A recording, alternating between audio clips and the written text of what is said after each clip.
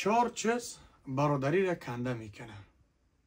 یکمش پول و ملک و مالی که در اونها یعنی نه خیر باشه و نه صدقات و نه زکات. دیم چیزی که برادری را کنده میکنه این زنی به حیا است و شهوت دنیا.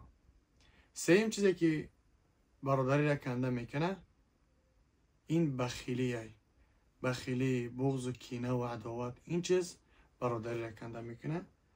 و چهارم چیزی که قطع برادری میشوه این مرگ است. و 4 چیزی که دیگه انسان به آب و رو و شرمنده میکنه در بین جامعه، در چشم مردم. یکمش بسیار گپ زدن و دیمش بیهوده و بسیار خندیدن و سیمش دروغ گفتن و چهارمش خبر کشیدن. هر یک برادری که دوستش میدارین همین خصلت ها را داشته باشه، پس براشون روان بکنین، بگینشون که این خصلت ها را ترک بکنین.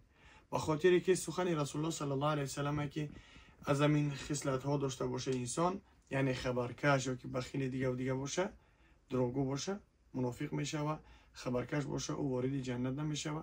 اگر داشته باشد پس خصلت های خودتون برادر ترک کنین تا اینکه با هم یک جا باشیم، برادر باشیم. السلام علیکم.